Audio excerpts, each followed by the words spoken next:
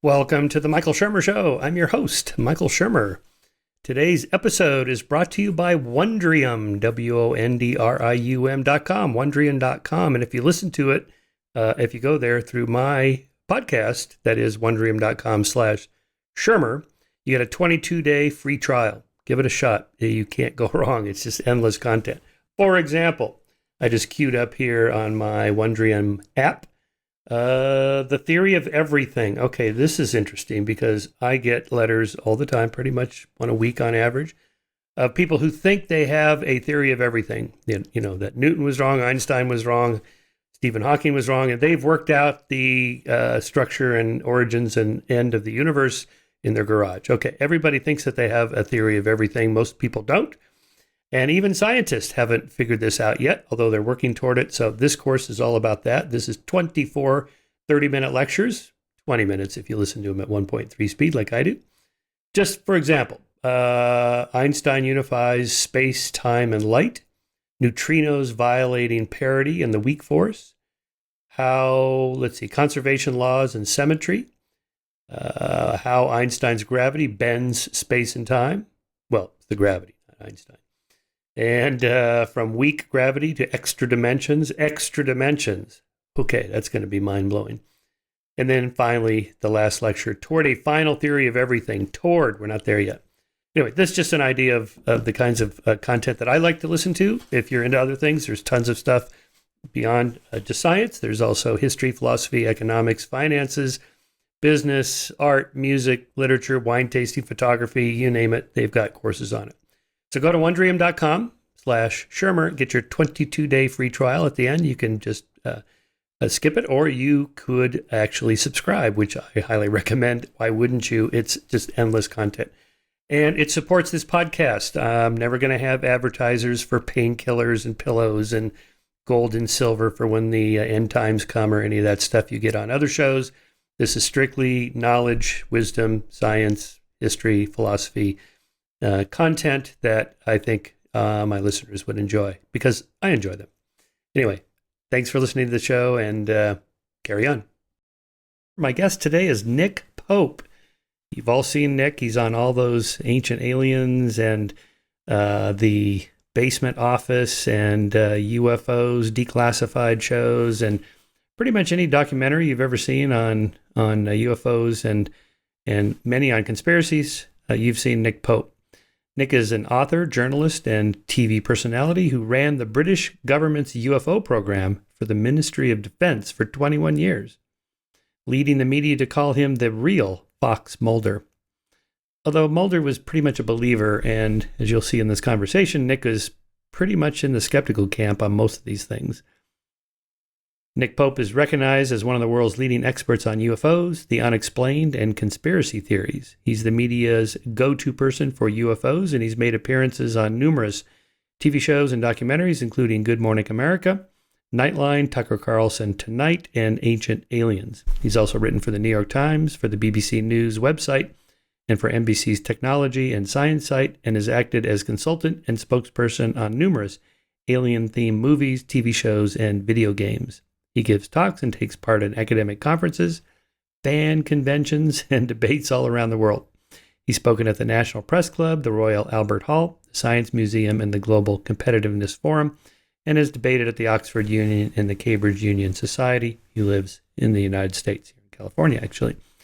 So this is a wide-ranging conversation. Obviously, we deal with the recent flap over UAPs, unidentified aerial phenomena, formerly known as UFOs.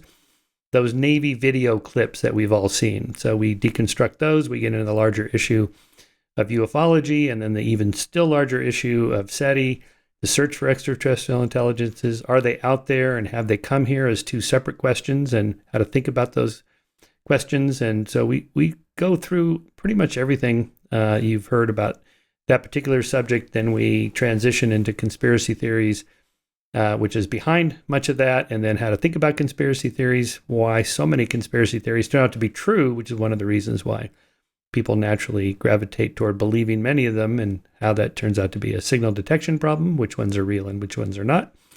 And then from there, we wrap it up talking about the kind of larger cultural issues, and in there we also talk about the religious aspects of believing in UFOs, what I call deities for atheists and sky gods for skeptics. Nick is an atheist, as you'll hear, and how that does seem to fulfill some kind of deeper need in the human condition for believing that there's something else out there bigger than us, smarter than us, more moral than us, and so forth, and that knows we're here. And that's part of the impulse driving it, although it's not his personal motive. He would actually like there to be aliens having had come here, which I would too. It would be super interesting, but the question is it actually true, not just what we would like to believe? Anyway, enjoy this conversation, and if you appreciate the podcast, do give us some support at skeptic.com/donate. That goes to the Skeptic Society, which is a 501c3, so your donations are tax deductible, and it supports not only the podcast, but also Skeptic Magazine and all our other activities. All right, thanks for listening. Here's my conversation with Nick Pope. All right, Nick Pope, nice to see you, man. It's so good to have you on the show. I'm a long time fan and viewer of your many media appearances on this topic of UFOs and UAPs and conspiracy theories and so on. So thanks for coming on. Thank you. It's good to be on the show. So Nick, let's just kind of do a general background for those of a few people of my followers here who are not familiar with your work. You're most famous for having worked for the Ministry of Defense. I guess that'd be the equivalent of the Department of Defense in the United States when you were living in the UK, and you were in charge of UFOs. So give us, actually, let's go back even further a little bit than that. Then give us a little potted biography of where you were born and raised and how you got interested in this particular topic, and how did you end up at the Ministry of Defense? Well, I was born in the United Kingdom, and my father was a senior government scientist. He headed up the Royal Aeronautical Establishment at Farnborough, and then got promoted, rose to be Deputy Chief Scientific Advisor at the Ministry of Defense. So the MOD was sort of the family firm, and I got a tap on the shoulder from my own father, suggesting that it would be, interesting and important work to do that. I gladly complied. What father wouldn't want to follow his? What son wouldn't want to follow his father into the glamour of that kind of work? Now, I was never a scientist, so I joined really as a bureaucrat, and most of my 21 years in the Ministry of Defense, I was a civilian employee. Most of my postings involved briefing, analysis, taking large amounts of data and distilling it down to fairly simple briefs for senior defense ministers, service chiefs, whoever it might be. And I did about 8 different postings over the course of my career. But the one that I guess we're going to focus on and that I'm best known for is one I had in the early 90s when I was posted to a division rather unglamorously titled Secretariat Air Staff. And my duties there included researching and investigating the UFO phenomena, or UAP as we generally called it. And the brief was essentially to see if there was evidence of any threat to the defense of the UK or anything of more general defense interest. Right. So they're not looking for extraterrestrials. This isn't like a branch of the SETI program. This is defense of the realm. We have some sightings, we have reports, we have radar blips, we have whatever, and we don't know what they are. So go figure it out, because if it's, Russian drones or whatever, we need to know what that is. Exactly. This was a defense and national security issue. It had its roots, and somebody who'd been doing the job that I did. I mean, way back, the post went back to at least 1953 on a formal basis, but we had reports before that on an ad hoc basis. And yeah, we were not conclusion-led at all. It was simply, if there's something in our airspace, we need to know what it is. And yes, absolutely, the default position was, and I know this is a kind of glib soundbite that I have given over the years, but it's true. It's more likely Russian than Martian. Not that we entirely dismissed those other possibilities. But yeah, we just went in thinking we need to find out who's in our airspace. Yes, I love that little line from you. It's more likely Russian than Martian because it's in a Bayesian way, and we can get into this a little later. It's like the line to medical students: if you hear footsteps or hoof steps outside of your door, and you live in North America, say, think horse, not zebra, because zebras are pretty much non-existent in North America except for zoos. So, it's a base rate probability estimation, and that makes sense. It's far more likely to be Russian, or in this case now Chinese with the UAPs, than say extraterrestrial. So I'm glad to hear you say that. And much of the time when I listen to you or read you, I think this guy's a skeptic like me. And then other times on some of these other shows, I think, I don't know. The way he says it is, in a way, it suggests it could be extraterrestrial. And I think there's a reason people have you on all these shows is because you haven't come out and said, I'm pretty certain it's not aliens. And you phrase your lines in such a way that it kind of leaves it open, like it could be. And that opens the door for ufologists who already believe that, well, this guy worked for the Department of Defense. He's got good cred, and he says it's possible. So let's lean on him. So just what do you think? What do you believe or not believe, or how do you think about that? Well, I try not to be too definitive in my beliefs, and you've probably seen me on shows where I come across as quite skeptical, and others where I am more open. And sometimes, to be fair, that is just the edit.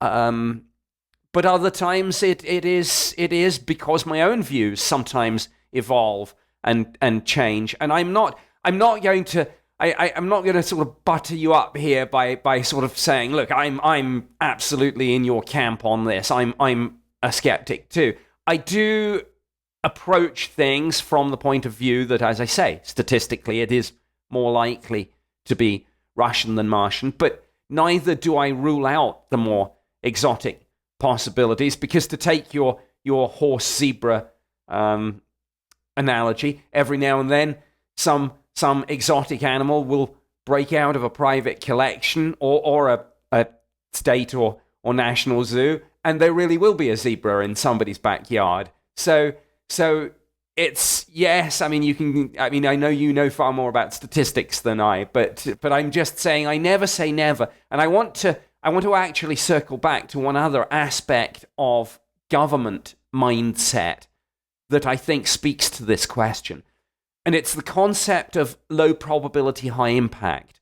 And we often thought in those terms, not just on UFOs, but on a range of things. And the idea that even if something has a vanishingly small probability, as long as it's not zero probability, we sometimes looked at those things because the consequences, if just one of those things turned out to be something low probability, would be so immense that it's worth taking a look. So I know that's a very long-winded way of saying, but I guess my default position on this is I do not rule out some of the more exotic possibilities, like extraterrestrials. Yeah. But neither. No, I think neither that's perfectly have stated, I. Actually, I'm not. Neither am I going to make the case that there is definitive proof for this, because clearly there isn't. Of course, right? Good, perfectly stated. Yeah, I think as scientists, we always have to keep an open mind because we don't know everything. There's a lot we don't know. When I made that, you and I are both on that Galileo project team led by Avi Loeb at Harvard. And, I gave that little presentation on Bayesian reasoning about UAPs. And one of the responses was interesting that, had we kind of taken that approach that I had just presented pretty far, then we never would have recognized, I think it was a type 2A supernovas, because that wasn't even in the bin of possibilities when we're looking at stellar objects. So you can't ever say never, because then you're going to miss something, right? So you want to be open-minded enough to recognize something new, just in case, but not so open-minded that you believe everything that comes along. or that your brains fall out, as they say. So I think that's right. I think that's a good way to look at it. Just out of curiosity, when you were growing up, were you interested in science fiction? Did you have a fascination with the possibility of extraterrestrials? I mean, I did, and a lot of people interested in this subject did. I guess I read quite widely as a kid, and certainly I did come across some sci-fi. I mean, War of the Worlds and The Time Machine. Yes, I read maybe I don't know, somewhere between 8 and 10. But I probably read all sorts of other things too. I mean, from classics through the whole range. But then I suppose when I was a teenager, I found the works of Asimov and very much enjoyed that. And then the Frank Herbert Dune books. So I enjoyed and read sci-fi, but I could probably say there were other genres that I enjoyed too, like thrillers. Well, I guess what I'm after is there a personal interest in this? I mean, I'm fascinated by the whole UFO UAP issue because even though I'm skeptical that they've come here, I separate two questions. Are they out there and have they come here? I think it would be shocking if there was no other intelligent life anywhere in the cosmos, given that just the raw numbers, 100 billion stars in every galaxy, 100 billion galaxies, maybe more than that, maybe a trillion galaxies. Whatever it is, the number is so huge that it would be stunning if, even no matter how many steps you have to go through in the Drake equation to get to a communicating intelligent life form, it's got to be close to one because of the raw numbers are so high. And so that's one aspect of the question. And then the other one is, have they come here, which is a different question entirely, I think. How do you separate those or think about those? Yes, I do think they are two distinct questions that people often blur into one. I guess you get down to a debate, and this goes back to sci-fi, about whether light speed is a hard barrier or whether there are workarounds like warp drive and wormholes and such like. But I've recently taken a different view on that, and I've said even if light speed turns out to be an insurmountable hard barrier, it still doesn't actually preclude interstellar travel. It just puts a very different time scale on it. But one of my favorite quotes, I think, from former NASA historian Stephen Dick, if we are living in a largely post-biological universe populated by immortal thinking machines, then pointing, I suppose, even if you suppose we could go no faster than we've already gone, and we had pointed a Voyager probe at Proxima Centauri, and it would take about 75,000 years to get there, to immortal thinking machines, to AI, doesn't matter.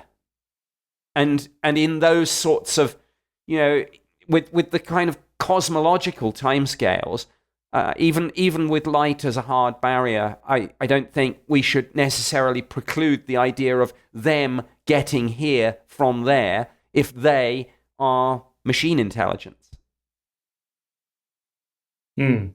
Right. So if we did encounter aliens here, they're probably going to be AI, some sort of information system, whatever we would consider to be something like a computer, not biological. Yes, I think that so far from everything we know about our own sort of infant baby step space program is that space travel for biologicals is going to be very, very difficult. But maybe, for the probes, maybe a whole bunch of the problems, physiological, psychological, can be taken out of the equation. Yeah, but let's leave the light speed as the upper limit. But I recall there are calculations where if you accelerate like 1 g per whatever time, unit of time very slowly, so that you could sit there in the spacecraft and feel like you were just being pressed against the floor like we are right now with 1 g.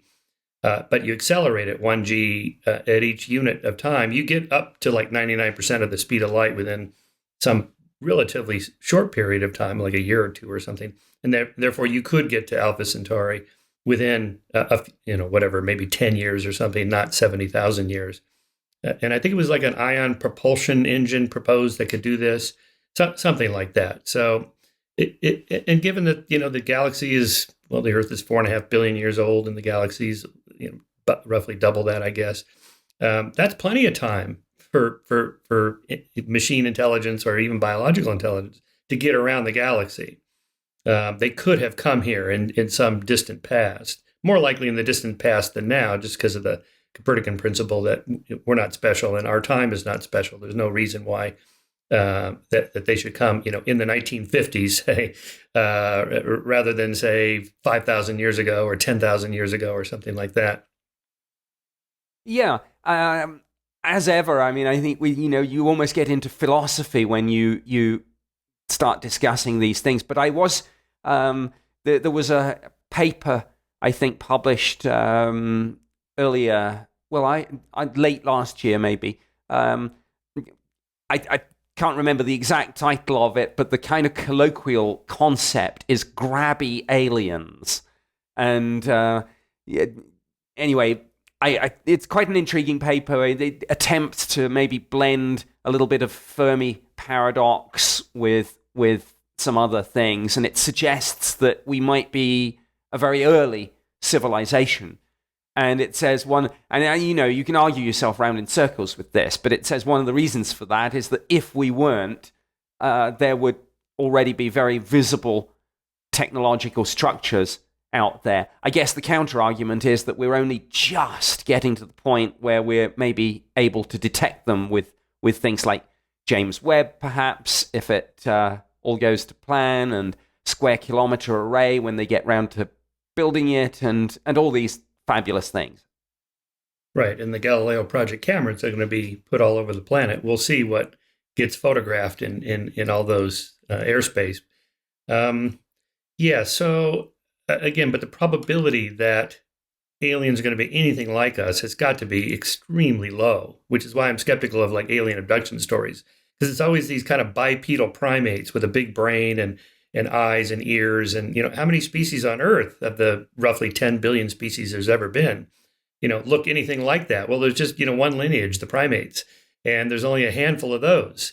And so the chances of that entire sequence evolving on some other planet is next to nothing, which is why Sagan never wanted to show what the aliens look like in Contact, because whatever we show in a Hollywood movie is going to be too parochial. It's going to be based on the the wardrobe availability in the costuming that they have to dress up people as aliens or whatever. They're not going to be anything like us. I mean, could be something like an octopus or whatever. And so again, just using a probability type argument, even if they got here, they can't look anything like us. Well, unless you say that there might be some sort of, convergent evolution kind of concept on a galactic scale that certain designs are maybe quite good in terms of the sorts of life that would be capable of going on to develop a technological civilization. And if a principle like that applies, then maybe we would get something like us. But I don't know. I suppose it's unknowable, but fascinating to think about. But again, that's the argument with the numbers, though. Richard Dawkins made that very argument against me. Yeah, go ahead. Yeah, with the numbers, though, that you mentioned, and I mean, I think I saw a paper a year or two ago suggesting a very low ball figure for the Drake equation, much lower than other more recent estimates, and I think it was something like 36 communicable civilizations in our galaxy. But going back to the number of galaxies in the universe, that's still calculated out to something like 72 trillion species out there. So I don't know. Maybe humaniform life will crop up here and there, in amongst other weirdness. Yeah, that's the argument Dawkins made.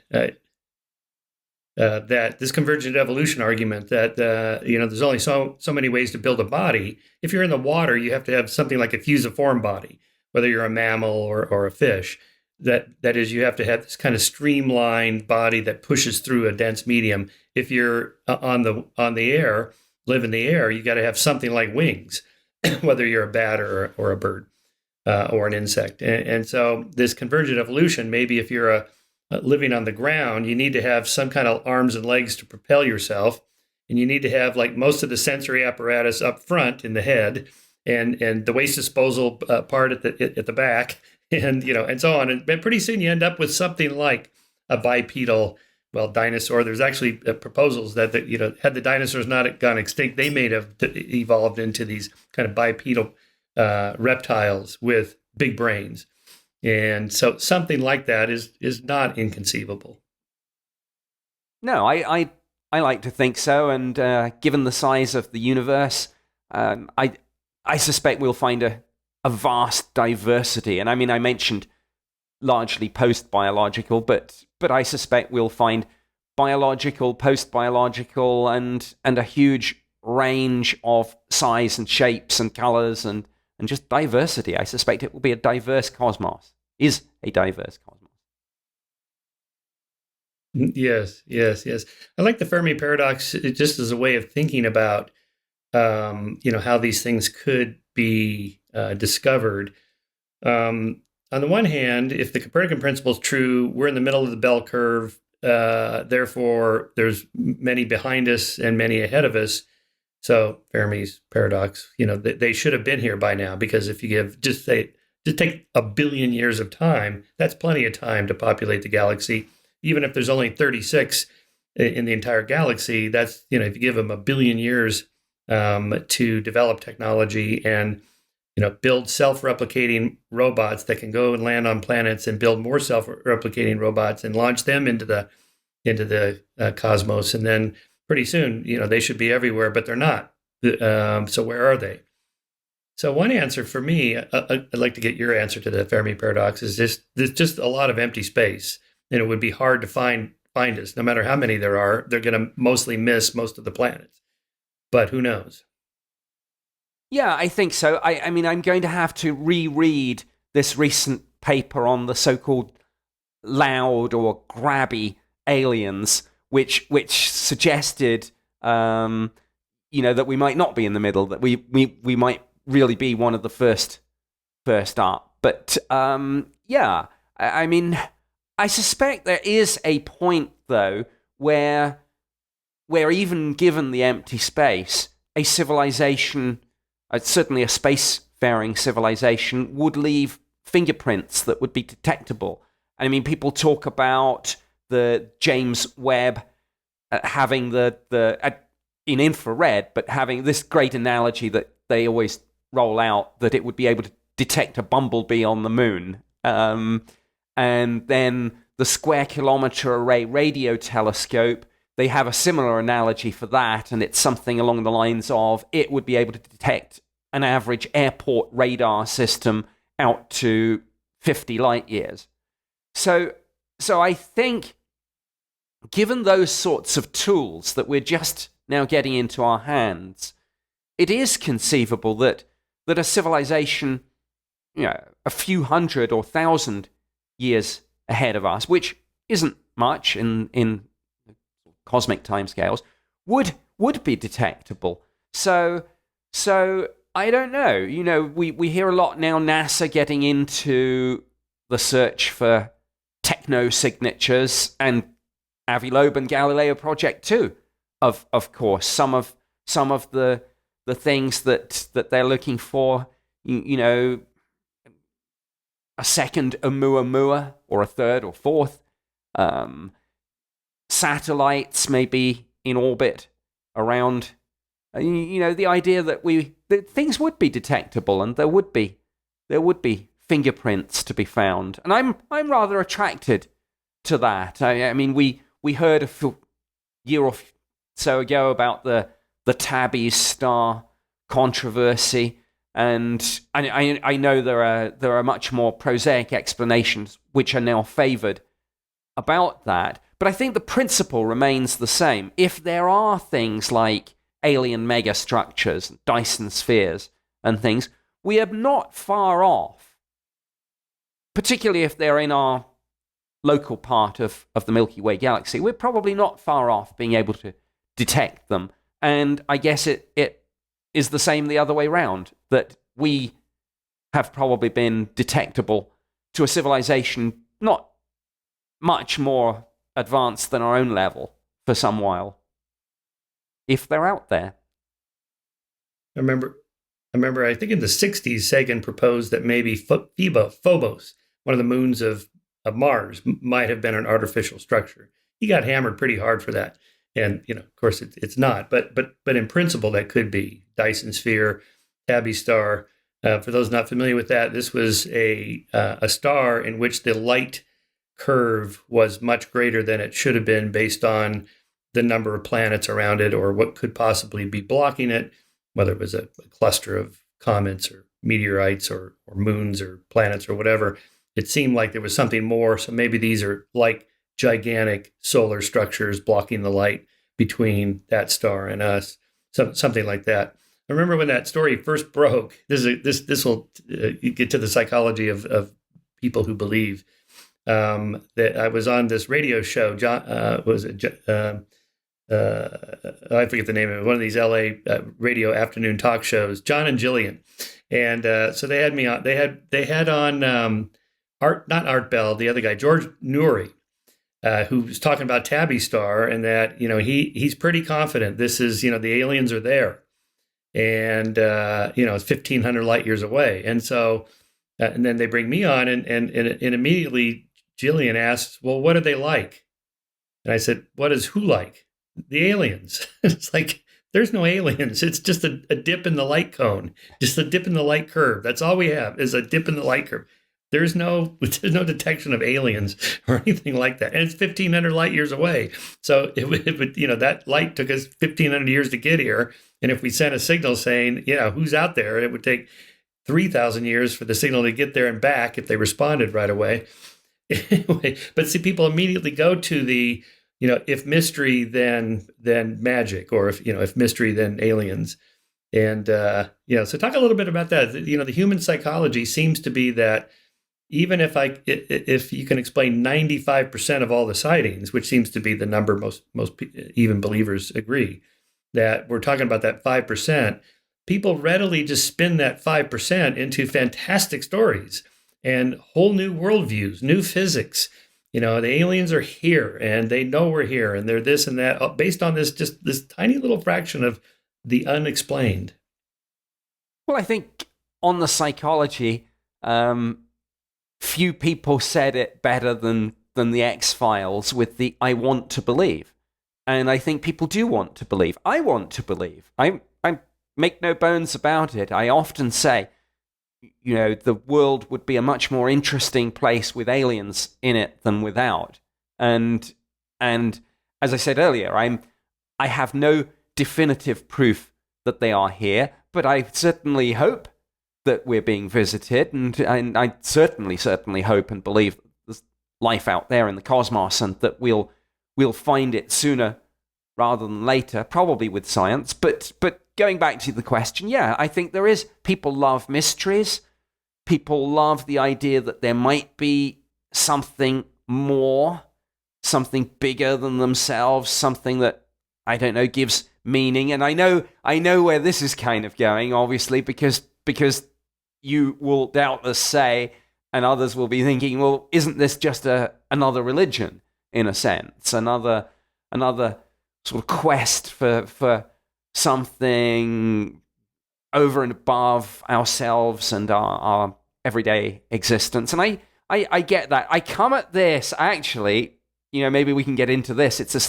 I don't normally talk about this, and it surprises some people. I'm actually an atheist, and which always creates some interesting dynamics at UFO conferences, particularly the more sort of spiritual New Age ones. So I don't know. But I can separate out those parts of my life, I think. I'm an atheist because it just I'm not sure I can even put it into words really, but it's just not something that I have ever believed. Whereas, I think what you said earlier about the size of the universe, and you didn't quite put it this way, but I often do. But with the laws of physics and chemistry seeming to be constant in the observable universe, there's no reason to suppose that there's anything magical about life. So in one way, maybe it sounds like, why is he an atheist if he believes in aliens? Actually, maybe it is understandable, this idea that I'm not arguing for any special treatment. I'm not arguing for a new physics. I'm arguing for maybe with the extraterrestrial thing and particularly visitation, maybe there being aspects to the laws of physics that we don't currently understand, but that's always been the way. Yeah, I'm actually not surprised to hear you say you're an atheist. I didn't know that, but that doesn't surprise me at all. In a way, it makes sense because I think of UFOs or just the search for extraterrestrial intelligence in general as a kind of deities for atheists, sky gods for skeptics. And I don't mean this in a derogatory way, like, oh, that belief is, it's like a religion, it's like a cult, it's like a myth, it's just a bunch of bullshit. I don't mean it that way. I think there's kind of a longing in the human heart or mind or condition about awe and wonder, and that there must be something out there bigger than us that knows we're here, or that, created things, or it's just something else out there. And I think that longing is in everyone. I think it is the basis of religion. And if you don't have religion, then what? Well, the scientific view of this would be there are aliens out there. And if there are, if we detected them, the chances of them being at our level is pretty nil. And if we detect them, they're likely to be ahead of us, not behind us, unless we go to some planet. And so if you take something like Moore's law development and apply not just to technology, the doubling of technology every 12 to 18 months or whatever, and you apply it to moral values and the development of human societies and so on, they are likely to be just vastly more superior to us, advanced than us. Not just technologically, but morally, culturally, politically, economically, maybe like a post-scarcity Star Trek where they don't have money, they just have replicators that give you everything you want and everybody has equal rights. And at some point, you end up with this idea of this thing out there that is relatively omniscient to us. It just knows vastly more than we know. And it would seem like a godlike figure. And I don't mean that in a derogatory way, again, to repeat myself. It just seems like that's a natural way to think about those things, a very human way to think about that. Yes. I mean, I think picking up on a number of points there, I mean, I think people have speculated about literally almost like a god gene that causes us humans to believe in things like that. But yes, then, I mean, if essentially your last point was really, I guess, something that Arthur C. Clarke spoke to in that marvelous quote, which I'm probably going to mangle, but any sufficiently advanced technology is indistinguishable from magic. And extrapolating from that, any sufficiently advanced civilization would probably be indistinguishable from what we would call a god. I mean, I don't know if there is an upper limit on technology, for example, but if there is or isn't, there's certainly a level which must be something so above and beyond us that it would appear omnipotent to us, and that would that would certainly be interesting to encounter. Yeah, like the analogies, if you gave an iPhone to a Neanderthal, he would think you're a god, or that the iPhone's the god.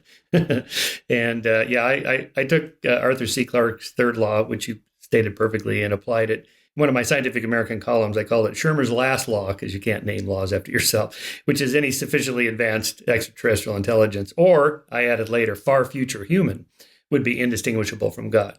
Just because of the, kind of Moore's law, geometric growth or exponential growth of technologies and societies and so on. that idea is not original to me, but I think it's worth pursuing in that sense. And let me just read to you this. So I've done some research on this. This was one of my columns in Scientific American that I then expanded into this article for Skeptic. In a 2017 article in the journal Motivation and Emotion titled "We Are Not Alone," the psychologist Clay Routledge and his colleagues found an inverse relationship between religiosity and ETI beliefs. That is, those who report low levels of religious belief, but a high desire for meaning, show greater belief in extraterrestrial intelligences. In study 1, subjects who read an essay arguing that human life is ultimately meaningless and cosmically insignificant were statistically significantly more likely to believe in ETIs than those who read an essay on the limitations of computers. That was the neutral one. In study 2, subjects who self-identified as either atheist or agnostic were statistically significantly more likely to report believing in ETIs than those who reported being religious, primarily Christian. In studies 3 and 4, subjects completed a religiosity scale, a meaning in life scale, a well-being scale, and an ETI belief scale, and a religious supernatural belief scale. Quote, lower presence of meaning and higher search for meaning were associated with greater belief in ETIs, the researchers reported. But ETI beliefs showed no correlation with supernatural beliefs or well-being beliefs. From these studies, the authors conclude, quote, ETI beliefs serve an existential function, the promotion of perceived meaning in life. In this way, we view belief in ETI as serving a function similar to religion without relying on traditional religious doctrines that some people have deliberately rejected. And by this, they mean the supernatural. Continuing the quote, that is, accepting ETI beliefs does not require one to believe in supernatural forces or agents that are incompatible with a scientific understanding of the world. And then I conclude, if you don't believe in God but seek deeper meaning outside of our world, the thought that we're not alone in the universe could make humans feel like they are part of a larger and more meaningful cosmic drama. I think that gets to your point. Yes, and I mean, I think it reinforces the point I was making earlier that unlike a god, extraterrestrial intelligence in some way really doesn't violate any sort of fundamental laws, and the idea that I mean, people sometimes joke about the UFOs, the UFO books being in the paranormal section in a library, and people say, well, what's paranormal about another civilization doing what we're doing, just on a slightly more advanced scale, right, but not, going back to our discussion about light speed, not necessarily offending against any of the laws of physics as we currently understand them. And I once had a great conversation about this with a British UFO researcher called John Spencer, and I remember he had a very great line on this. I said, well, if the UFO books weren't in the paranormal section, where would you put them? And he said, transport.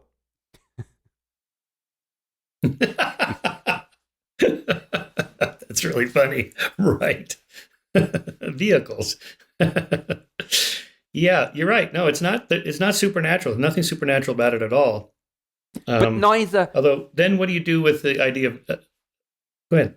Well, I was going to say neither do I necessarily take the view that somehow atheists are searching for a meaning that religious people don't have. I think, I mean, in my experience, atheists find joy and pleasure in every aspect of life, and don't sort of think about it in terms of an afterlife. But whether it's a great record on the radio or a desert hike or whatever it is, it's enjoy the moment.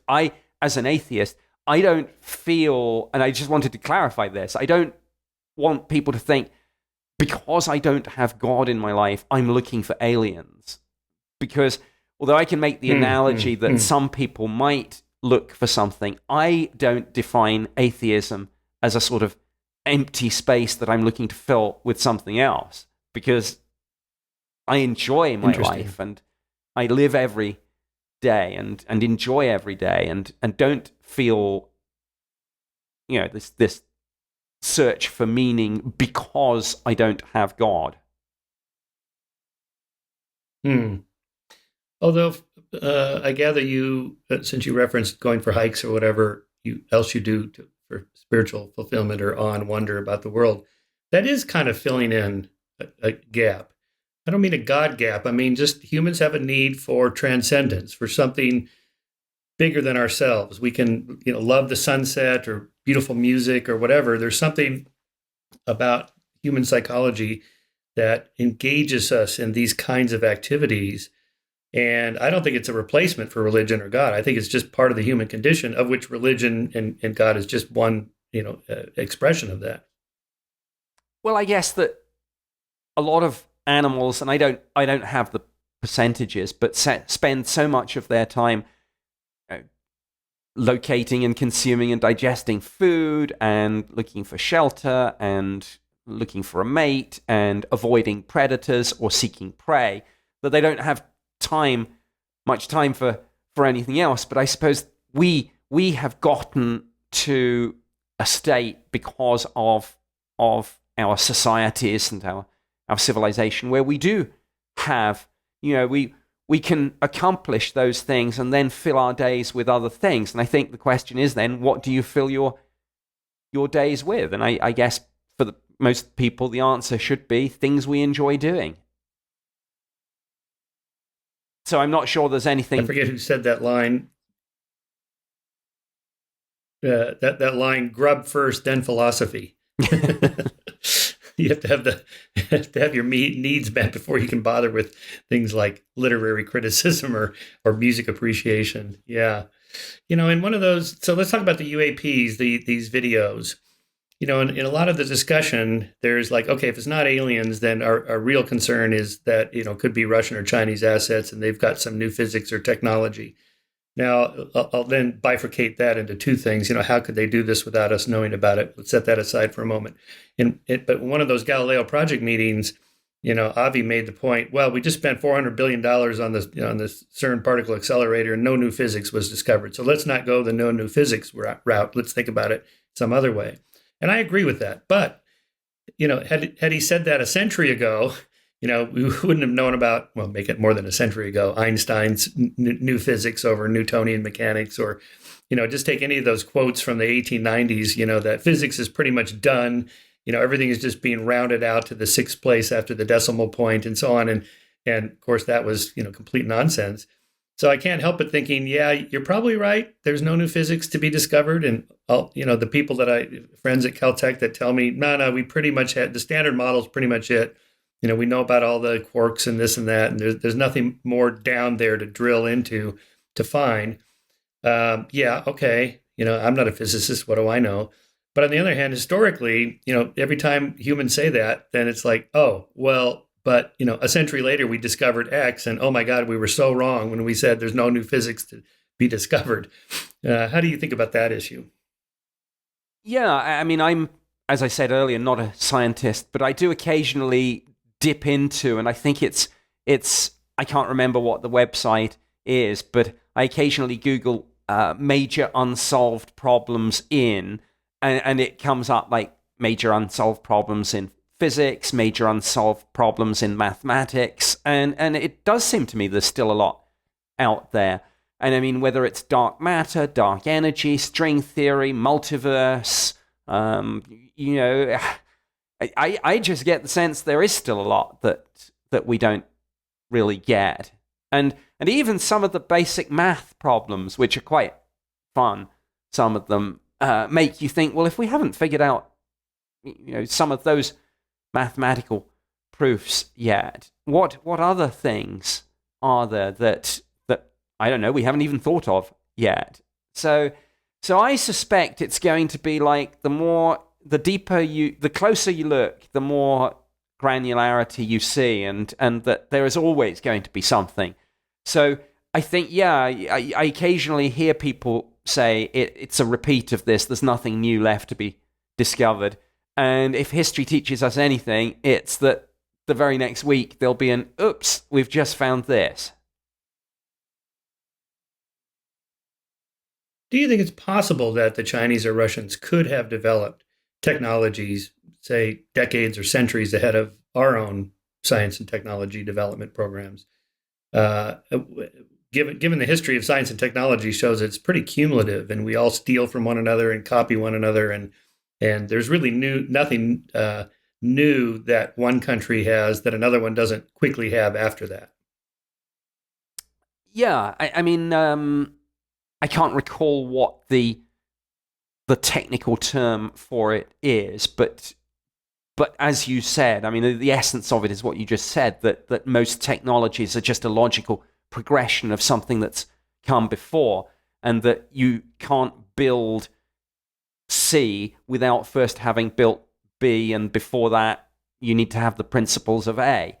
That said, and I'm just off the top of my head, I'm struggling for it, but I mean, I suppose something like the jet engine, as opposed to the standard propeller-driven aircraft, could be seen as a sort of quantum leap breakthrough in aviation technology, aeronautical engineering, and it is, I think, conceivable that every now and then some maverick genius or just because it's the way it turns out produces something, and it looks like it comes from left field, and it probably doesn't. It probably still builds on existing principles, but it does look very different and very new.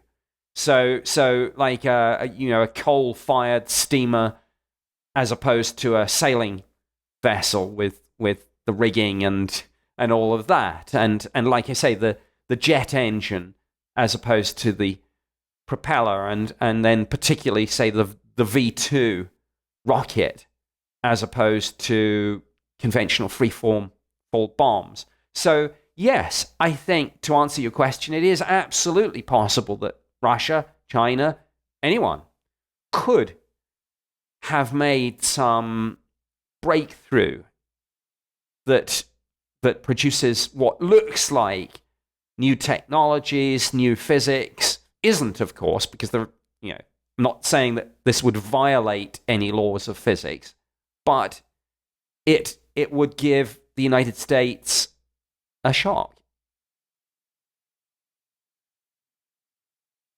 Indeed, yes. Well, one reason I'm skeptical that whatever it is we're looking at with these UAP videos, that they're Russian or Chinese, and then the kind of breathless descriptions of them by believers that, they're going faster than the speed of sound on a sharp left turn that would kill the pilot, so they must have some gravity dampening system or something, and on they go. Well, how would the Russians or Chinese do this without us finding out about it? I mean, it'd be like you mentioned jet engines. Well, Messerschmitt had jet engines in 1945, and we had Chuck Yeager breaking the sound barrier in a jet in 1947. I mean, within 2 years. The Manhattan Project, the most secret scientific project ever. We detonated atomic bombs in 1945. The Russians had it and detonated their own bomb in 1949. They stole it. It would be like saying, we have biplanes or Wright brother biplanes or something, and the Russians have, the equivalent of a B-2 bomber or a stealth bomber, or that we're using the fax machine and the Russians have the internet. How would they do this without us knowing about it? I mean, we would rip them off. We would copy them. We would figure it out within, days, months, weeks, months, maybe years at most. So that's one reason why I'm skeptical that they've made some kind of anti-gravity system, or, what's being described by these videos.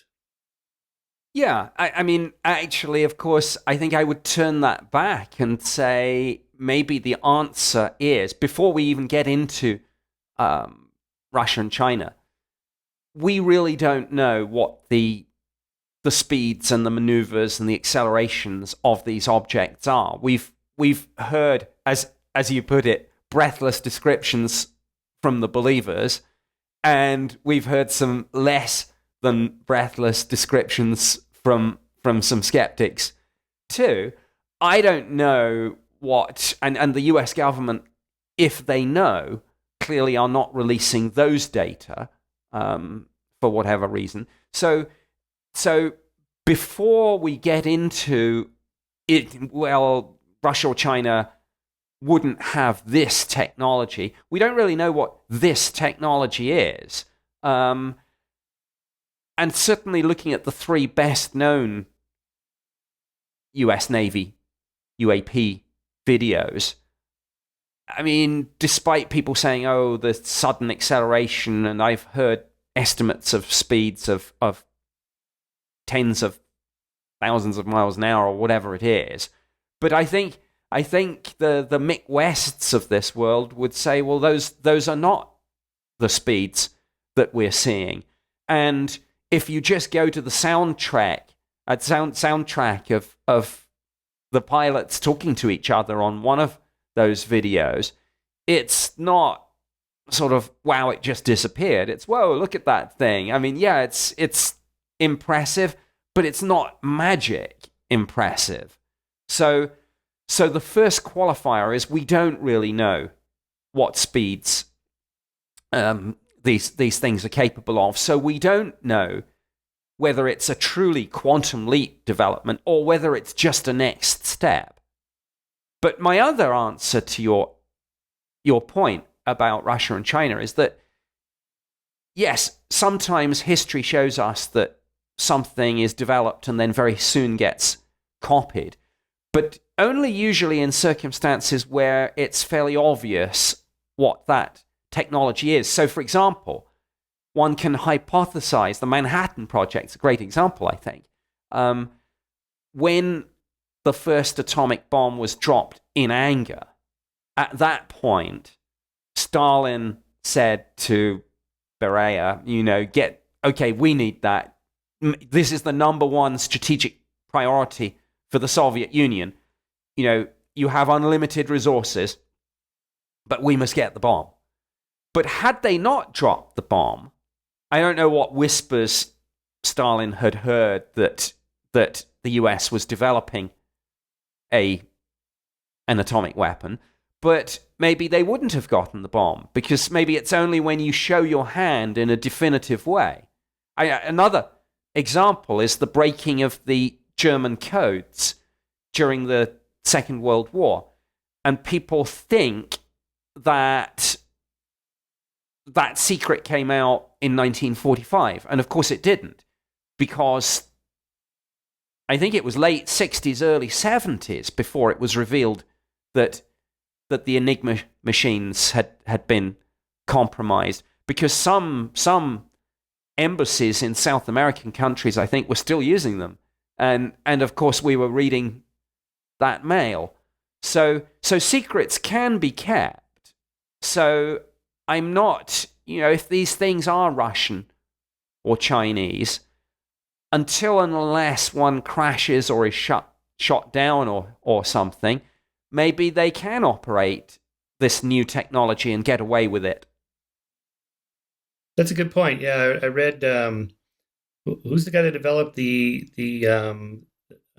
U-2 spy plane? Ben Rich, I think his name was, at Boeing in Burbank, California, right here in LA. Right. And this went on for decades, and no one knew that they were doing this right there with hundreds of people sworn to secrecy. So it does kind of counter that my conspiracy skepticism that, people can't really keep secrets. Sometimes they can. Apparently you, working for the Ministry of Defense, you had certain amount of security clearance, and you saw things that you probably can't tell us on the show today or ever. So maybe it is possible for people to keep secrets like that. Sure. I mean, it's one of those things. I was in the Ministry of Defense for 21 years and know a lot of things that are secret that haven't come out on a whole range of subjects, whether it's Iraq or counterterrorism or whatever it is. And of course, people have this thing like, you can't keep a secret. And then, of course, they cite, because they can only cite, secrets which have been revealed, either because they have been declared or leaked or whatever, but they can't and don't cite secrets that have been kept. And secrets are being kept every day in most government agencies. And a lot of this is obviously fairly low-level stuff. But I guarantee there are some pretty big secrets out there that have been kept for decades. Right. Well, sure. There's going to be more probably about JFK assassination and who knows what else, and we won't know until we know. Yeah, but so since you mentioned Mick West, he's kind of done the heavy lifting on the video analysis, and ufologists criticize him. What does he know? He's just a video game developer, but that makes me think, well, if a video game developer can deconstruct these videos in such a way to make them relatively explainable, surely someone in the Pentagon must have somebody at that level that already knows all this stuff. Like the simplest one, my favorite example of his debunking is this this particular one here of the little UAP that shoots off. It was in the middle of the two dashed lines, and all of a sudden it shoots off to the left. And by the way, it doubles in size. And it was Mick West that pointed out this little thing right here says zoom, and it goes from 1.0 to 2.0. So in this case, the UAP is not doing anything. It's just the camera zooming in on it, and that makes it, look like it's moving. It's not moving at all. Okay, if a video game developer can look at that and go, no, there's nothing that needs explaining. It's the zoom. Surely someone in the Pentagon must go, these guys out there making these entire television shows about these, incredible new physics that must have been developed. We know it's just a zoom effect on the camera. They have to know this, right? And they're just, why are they not telling us? This disclosure project last June, it really didn't have that much new to say. So I suspect there's a lot more in there that they're just not telling us.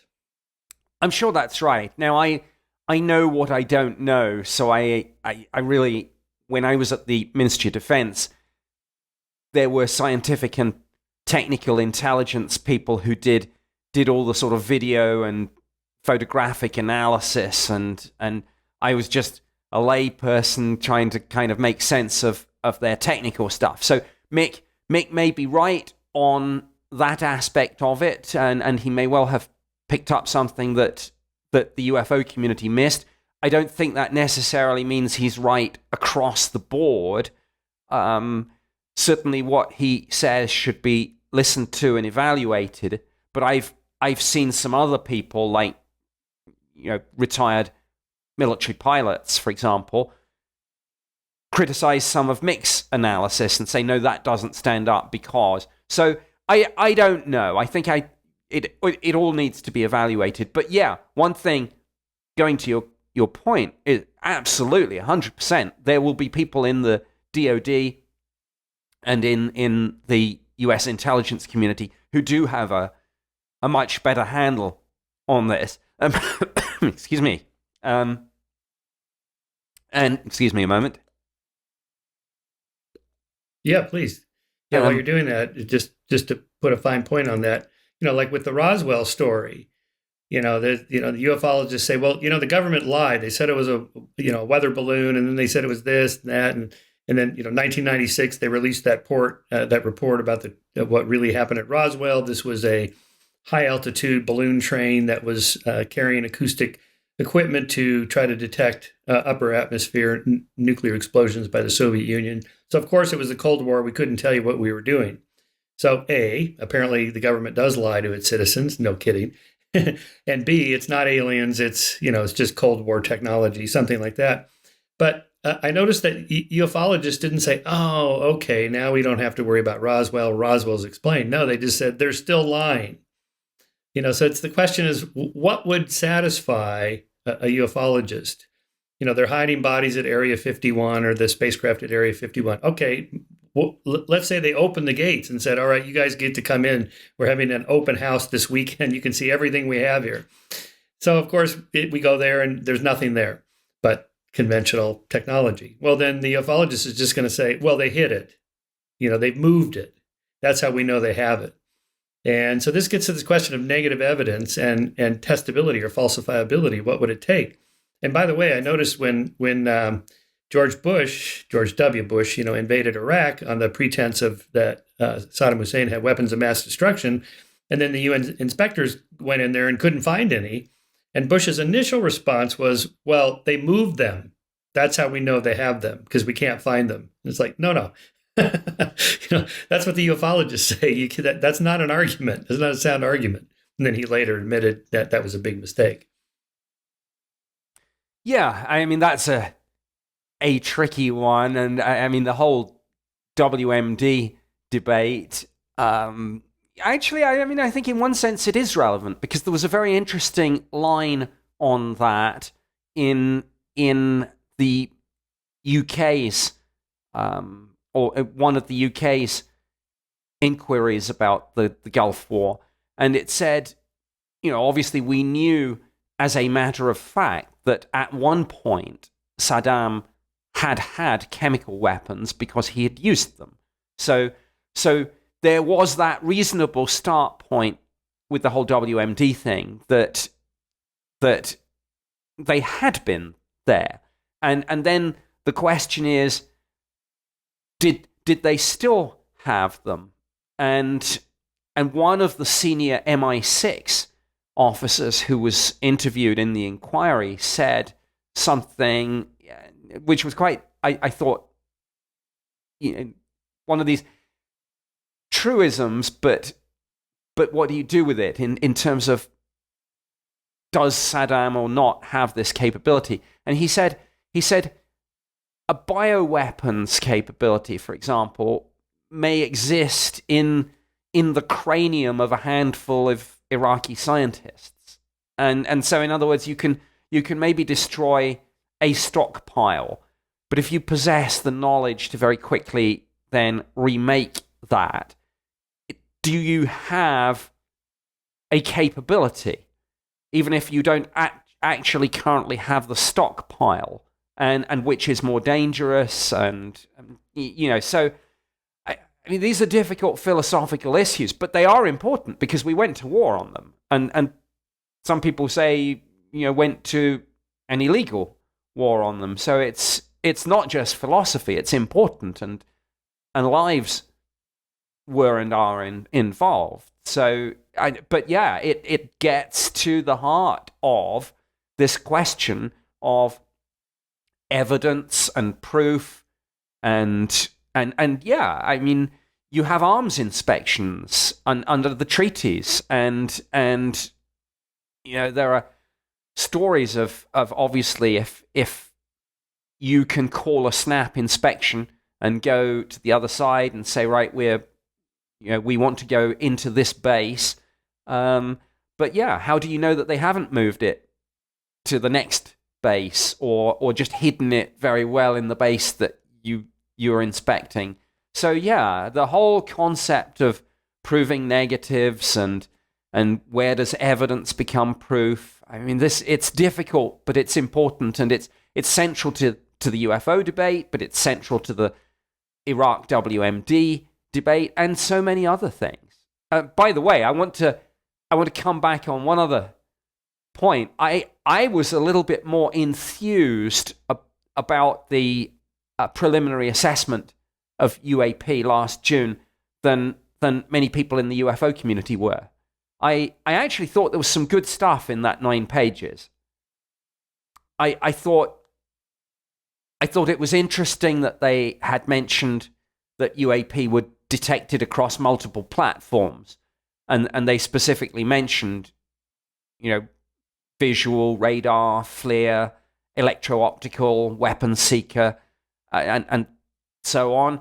I think it was interesting that they mentioned the collection bias problem and clustering, because that's something we need to get to the bottom of. Are there really more sightings around some of these nuclear facilities, for example, or is it just that those areas are more heavily surveilled? I mean, those are all important questions, and whether we're dealing with China or Russia or something else, they are questions that obviously Congress and the DoD and the intelligence community now accept that we do need answers to.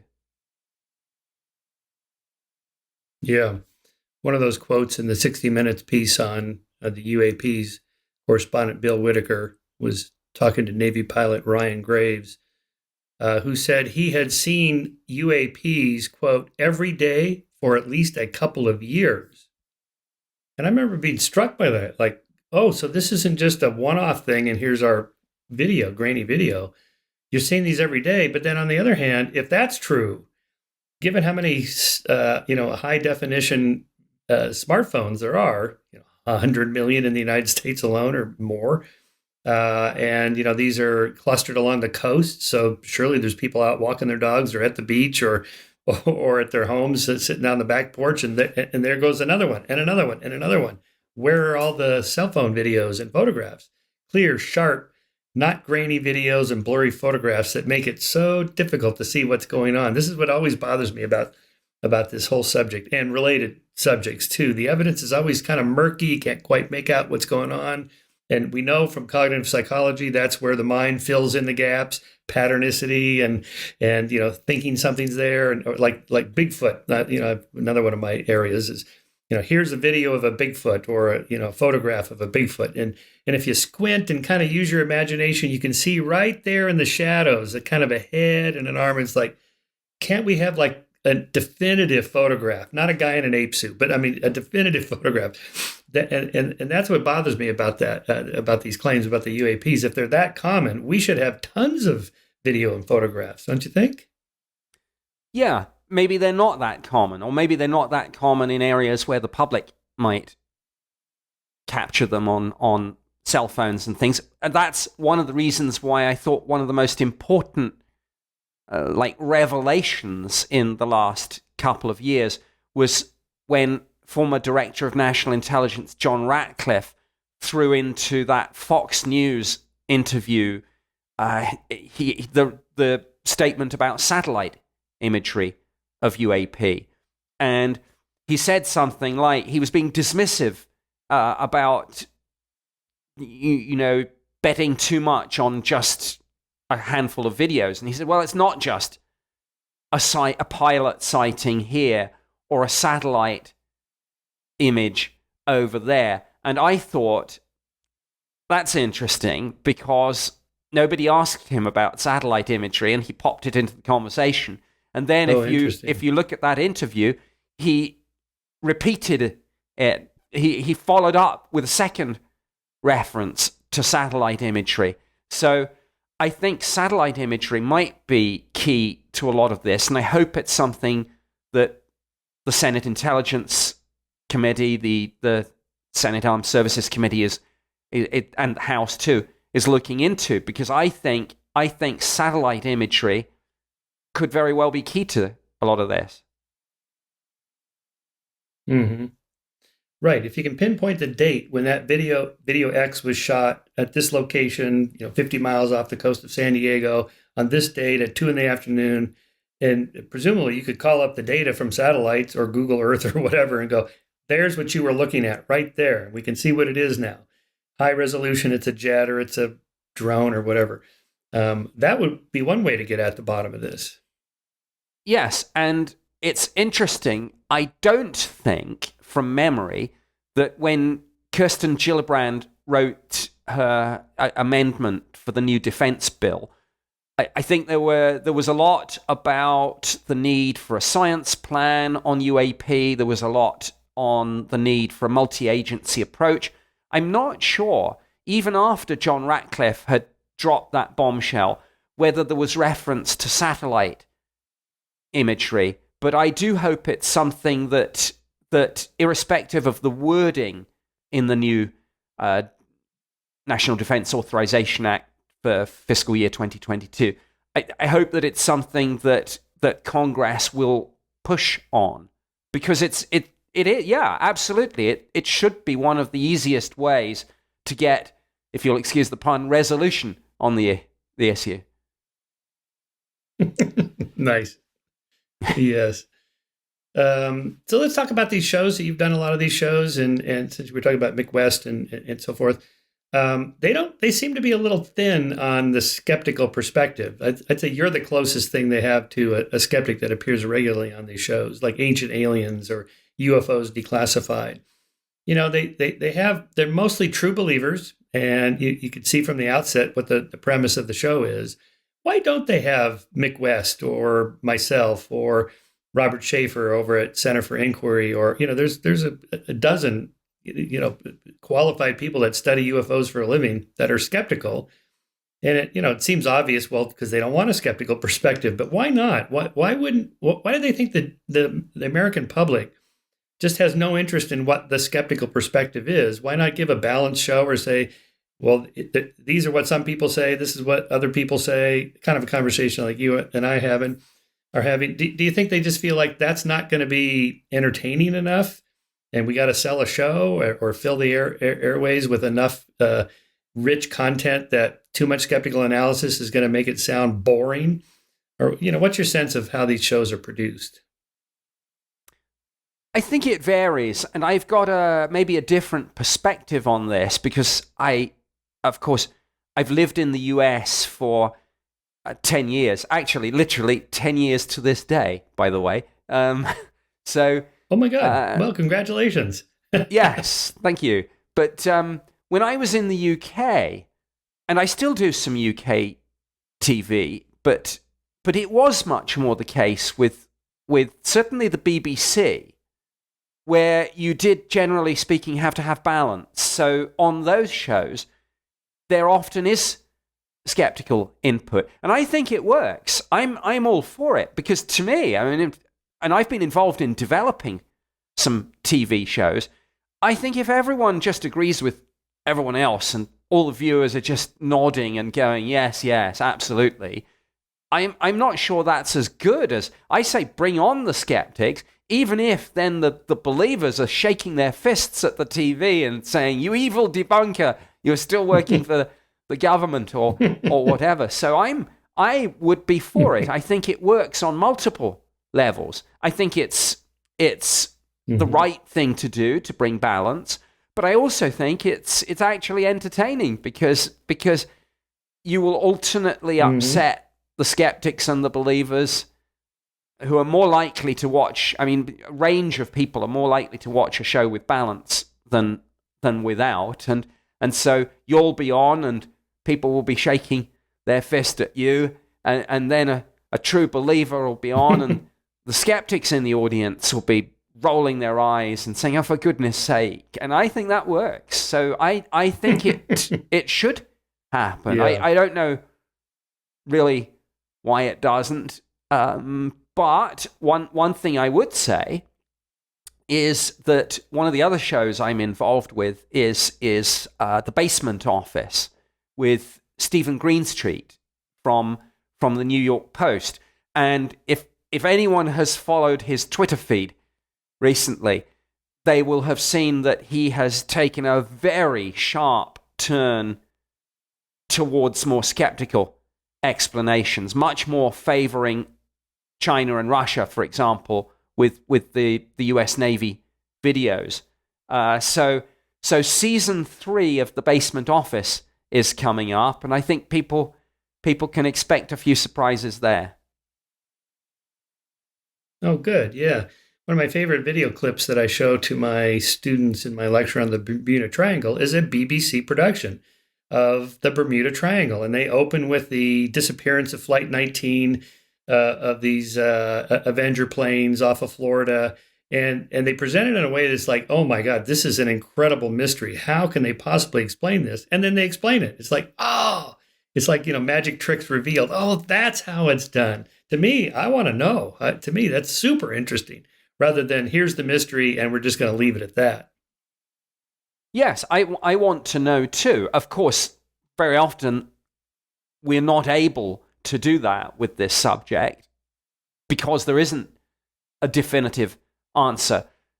Maybe there are definitive or widely accepted as definitive solutions to some cases, but I think the phenomenon itself, the mystery itself, is still unresolved. And I mean, I guess on one level, if it wasn't, you and I wouldn't be having this conversation right now. If it was genuinely case closed either way in the debate. So I think there is still sufficient grey area and things still to be discovered on this. But I think I go back to Congress, and I think it's one of these examples of the greatest trick the devil ever played was convincing the world he never existed. I think the point is, for too long, the atheist brings out that quote, of course. But I think for too long, the authorities, it's not that they haven't looked at UAP, but they haven't looked at it seriously enough, and with the modern technologies that we now have in our hands that we can bring to bear on this mystery. And I mentioned satellites, but I could equally have mentioned the whole discipline of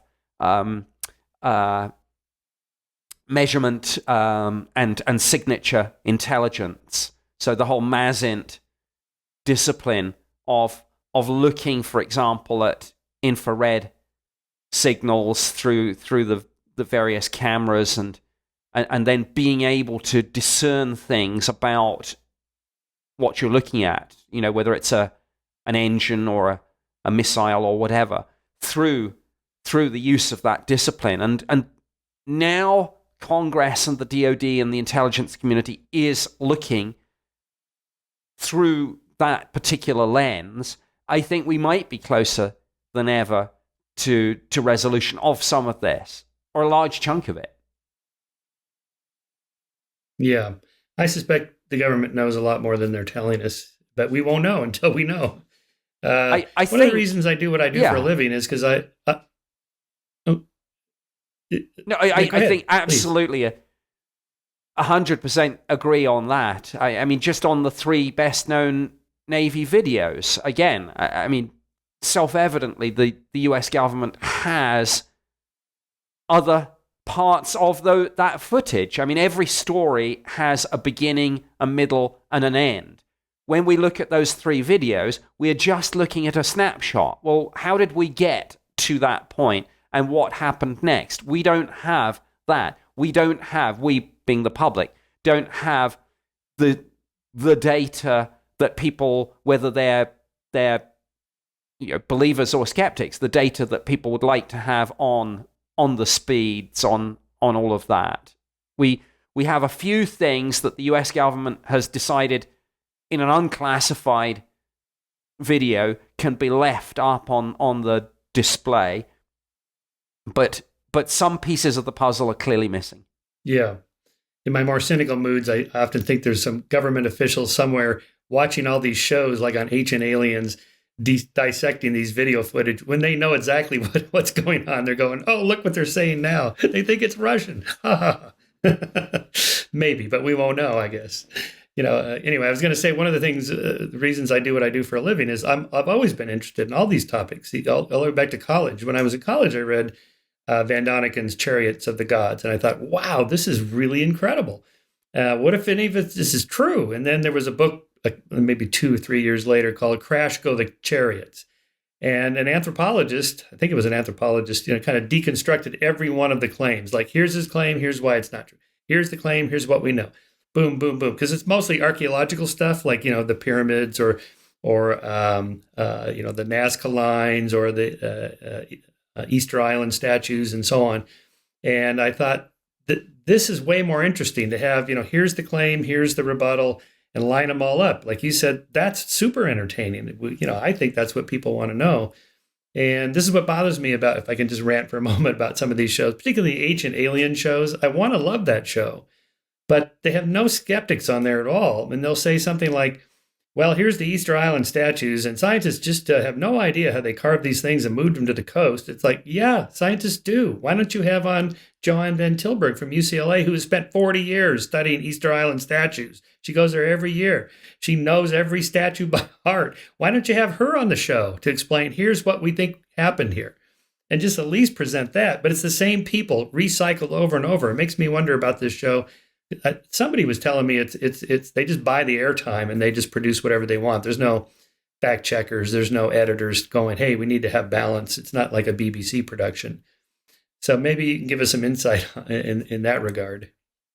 Well, not really. I mean, I'm a series regular on Ancient Aliens. I always regard it as a sort of fun what if show.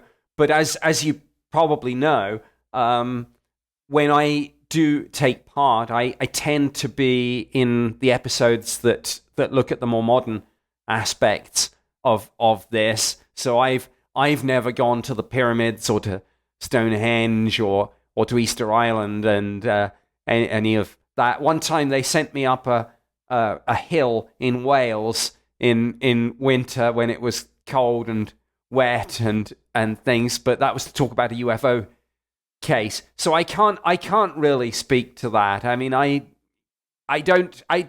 honestly don't even tend to watch my own TV shows, so I don't know. But I think people enjoy it. People like to think what if, and speculate and things. But I'm not an ancient astronaut theorist myself, as I say, and that's not to say that they occasionally don't have me on as almost like an on-screen narrator with some of those episodes where I sort of say, well, some people believe this and some believe that, and I tell the story. But if I was making my own show, I think I would put in the balance, because I do think the dissent is important.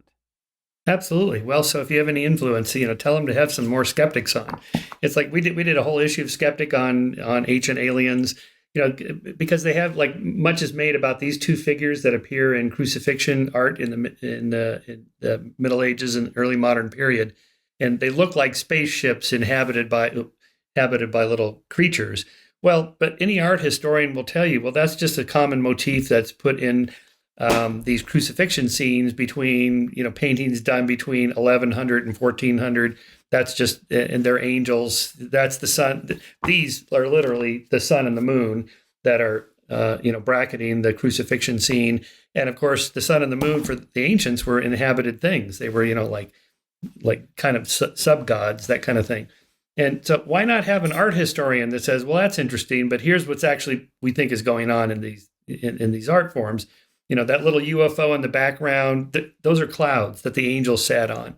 Or that UFO in the back that looks like a hat, it is a hat. That's what this hat image appears over and over, and so on and so forth. It's like, why not make it more interesting? We're having somebody that actually knows what they're talking about when you're looking at a medieval painting. Anyway, I'm kind of ranting now about this, but it bothers me. No, I get it. And like I say, if I was making a show, I would tell both sides and let the viewers make up their minds.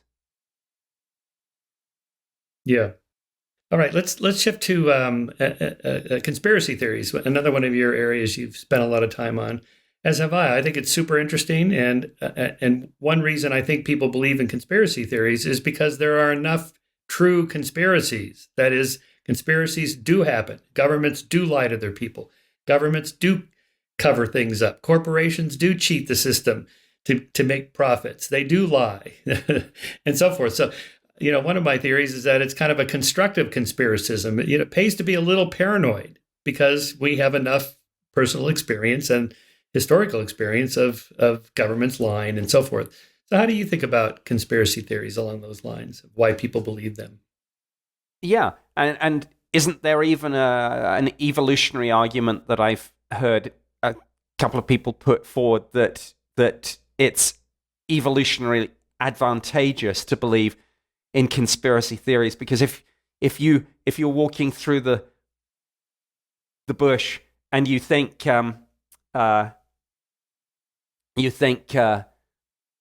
you see a leopard, and then you think that looks a little bit like a leopard, maybe I'll back off, then you will survive and your genes will be passed on. So that kind of looks a bit like it could be a leopard in there, as opposed to no, it's not a leopard, and then you get leapt on. So I don't know whether that actually is true. No, that's actually right. That's actually my own idea of what I call patternicity, and you can make two types of errors: type 1 errors and type 2 errors. So you hear the rustle in the grass. Is it a dangerous predator or just the wind? Well, if you assume it's a dangerous predator and it turns out it's just the wind, that's a type 1 error, a false positive, but no harm. But a type 2 error where you think it's just the wind and it's a dangerous predator, you're lunch. So a type 2 error is a higher cost error to make. So you're better off just thinking most things are true. Most patterns are real, and we should assume an element of danger there. And then to expand that to conspiracies, that the evolutionary argument from our social aspects is that we're a social primate species, and we have bands and tribes, and that coalesce and work together in a cooperative way against other bands and tribes that are potentially dangerous.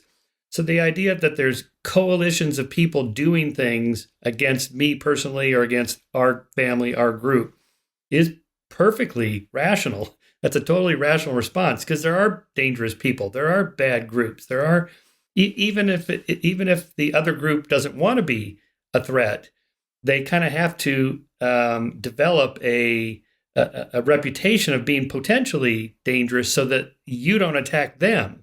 So you get this kind of security dilemma. I don't want to be, like Russia.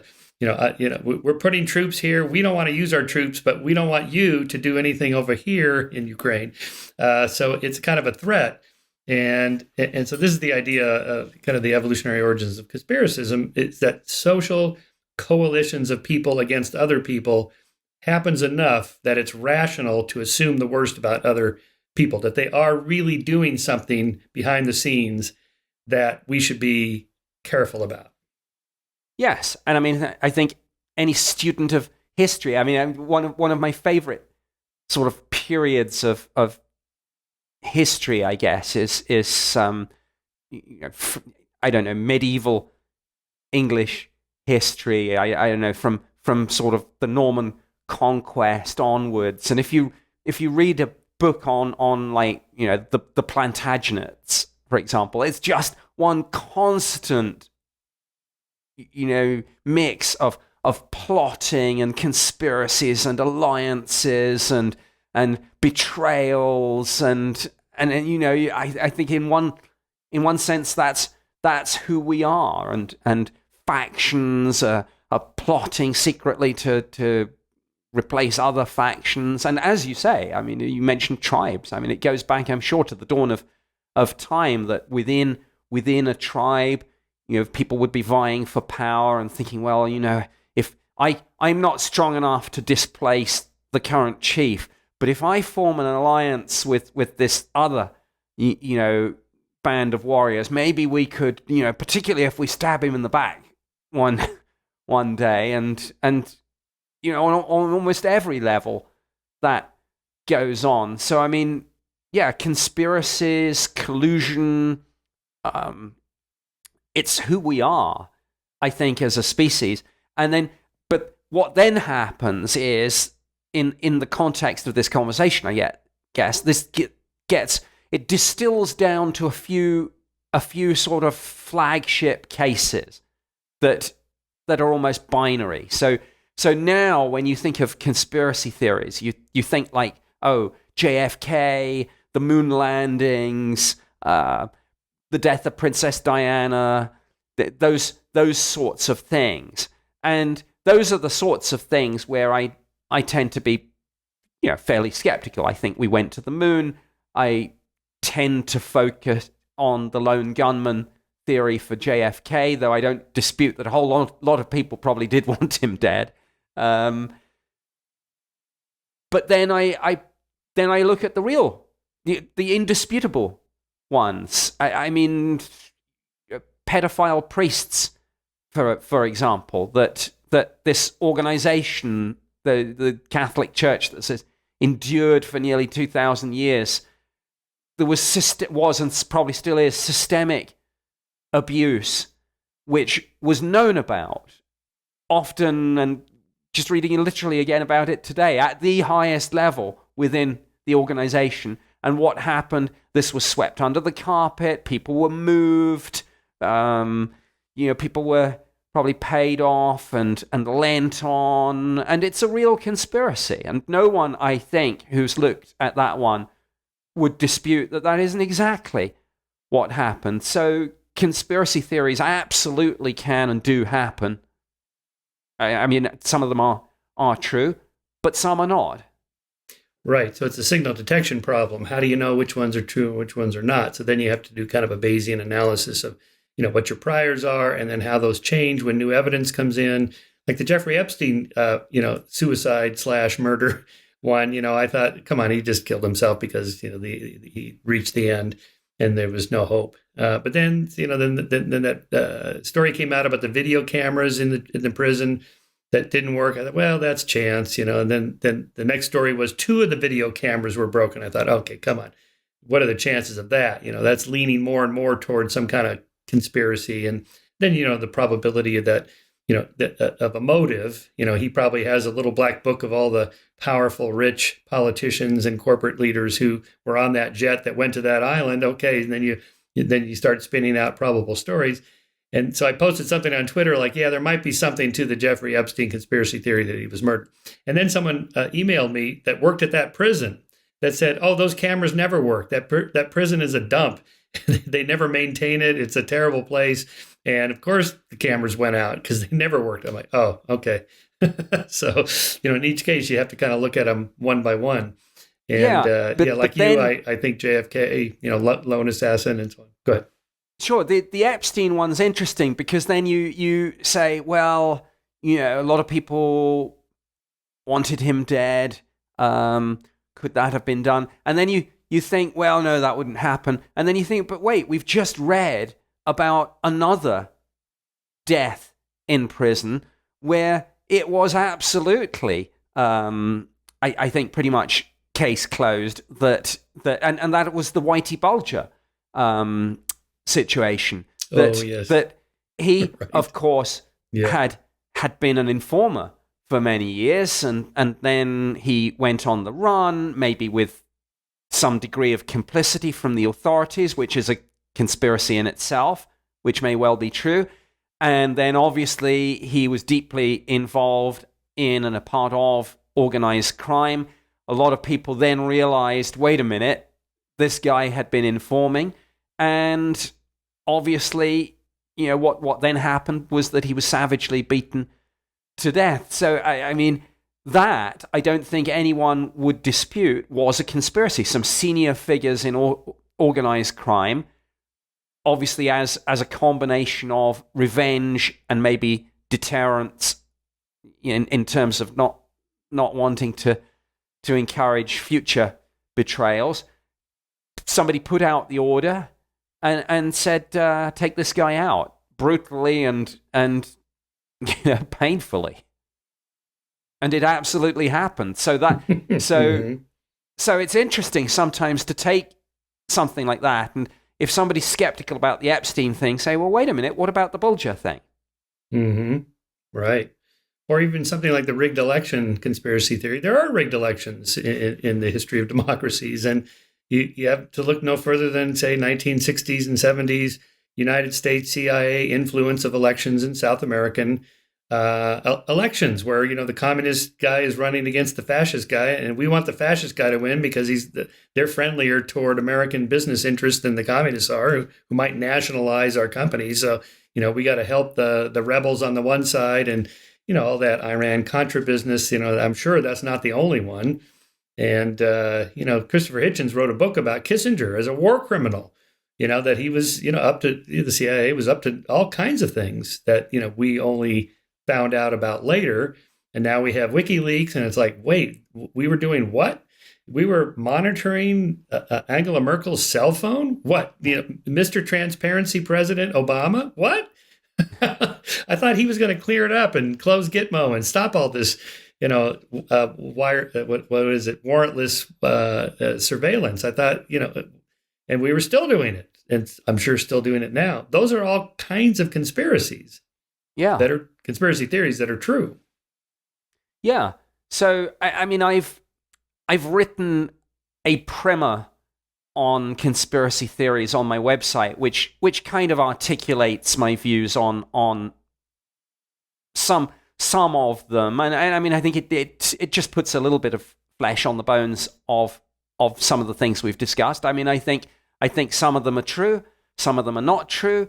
I think there is a good side to some conspiracy theories that I think it encourages critical thinking. It encourages us to challenge the official narrative.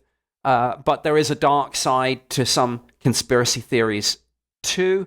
The anti-Semitism that runs through some of them is clearly one aspect of that.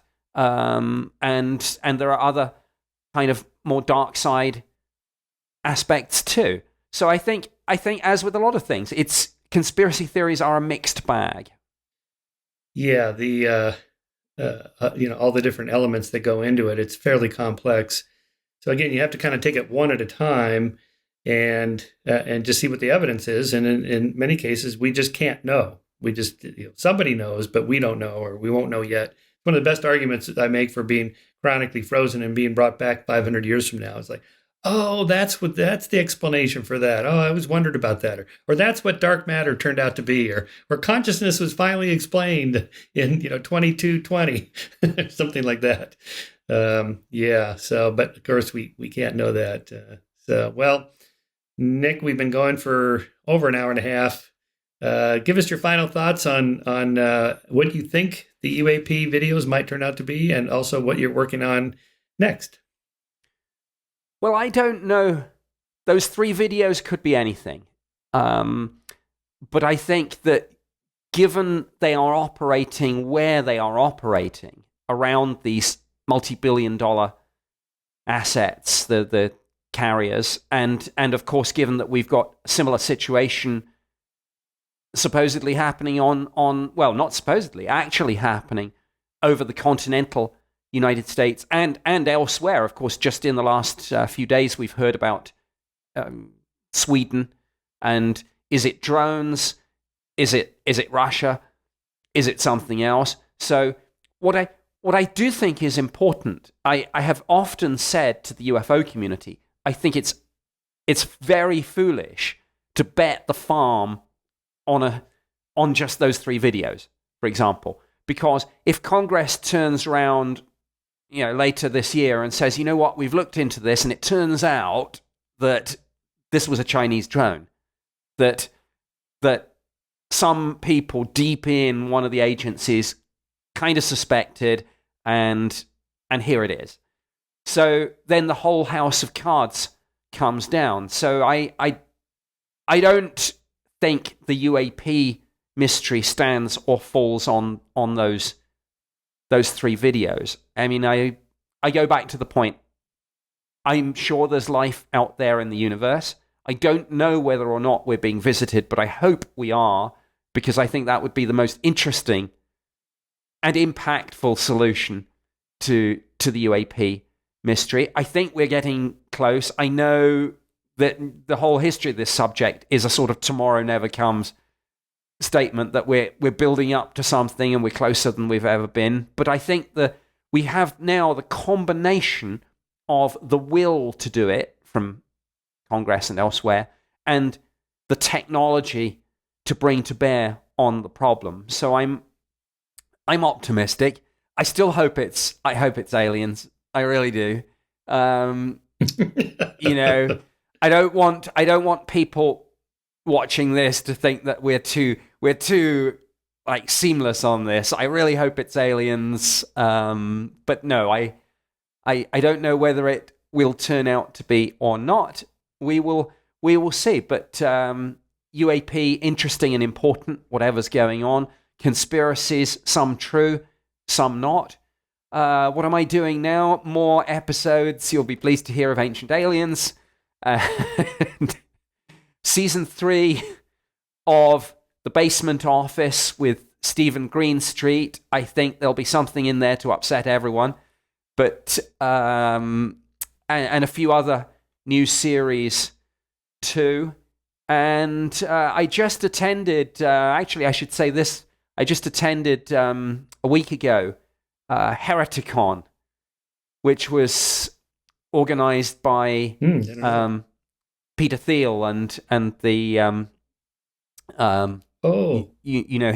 his organization, and that was a sort of group of people talking about everything from from the vaccines through to UAP, through to the apocalypse, immortality, human-machine interface.